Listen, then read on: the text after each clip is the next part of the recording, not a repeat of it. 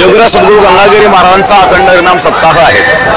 हा 177वा अखंड हरिनाम सप्ताह आहे आणि या सप्ताहाचं आणखी मी वैशिष्ट्य सांगेल की या सप्ताहामध्ये अनेक प्रकारे आणि रेकॉर्ड झालेले आहेत। गिनीज वर्ल्ड बुकमध्ये सुद्धा रेकॉर्ड झालेला आहे। अशा प्रकारे 177 वर्षापूर्वी परंपरा सुरू झाली आणि अविरत ही परंपरा चालू आहे। या सप्ताहामध्ये 20 ते 25 लाख लोक येतात पहिल्या दिवसापासून तर शेवटच्या दिवसापर्यंत। आज एकादशी, आज 6 ते 7 लाख येणार आहेत, उद्या 10 लाख समाज या ठिकाणी असणार आहेत आणि दररोज येणारा जो वर्ग आहे जो सरासरी 25 लाखापर्यंत जनता या ठिकाणी येते। आमचे 10,000 भजनी आहेत, ते रात्रंदिवस 24 तास या ठिकाणी भजन करतात आणि लोकांना भक्तीला लावण्याचं काम सद्गुरू गंगागिरी महाराजांनी केलं। व्यसनाधीन लोकांना व्यसनापासून मुक्त करण्याचं काम देखील सद्गुरू गंगागिरी महाराजांनी केलं आणि मी या ठिकाणी मोठ्या उत्साहाने आनंदाने सांगेल की 2016 मध्ये 15 ऑगस्टच्या दिवशी काला आला होता। त्या दिवशी 1.5 लाख तरुणांना आपण व्यसनमुक्तीची प्रतिज्ञा दिली होती, त्याचा सुद्धा वर्ल्ड रेकॉर्ड झालेला आहे। असे अनेक विश्वविक्रम आपल्या सप्ताहामध्ये झालेले आहेत आणि अशा प्रकारचा आनंद हे लाखो लोक या ठिकाणी घेतात। काल या सप्ताहाच्या माध्यमातून आपल्याकडून एक वक्तव्य झालं होतं, त्यानंतर आपल्यावरती विविध प्रकारचे आरोप सध्या बांगलादेशची असणारी परिस्थिती निर्माण झालेली आहे।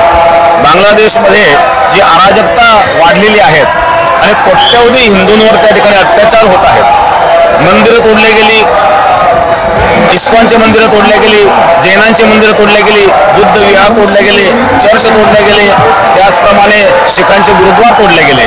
तर जे अशा प्रकारची श्रद्धास्थाने तोडल्या गेली आणि फार मोठा अत्याचार आपल्या हिंदूंवर त्या ठिकाणी झालेला आहे। काहींवर इतका स्त्रियांवर बलात्कार झालेला आहे।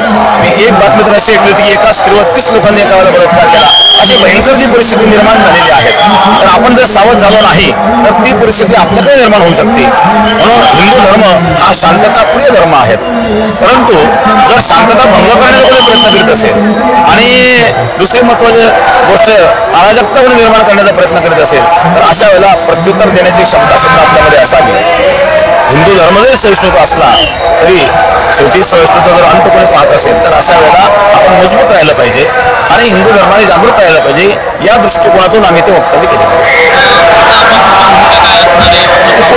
पुढची भूमिका काहीच नाही, जे आता आम्ही बोललेलो आहेत आणि जे काय परिणाम असतील त्याच्या सामोरं जाण्याचा आपल्याला तयारी आहे। गुन्हा दाखल झाला तर नोटीस येईल त्यावर बघू।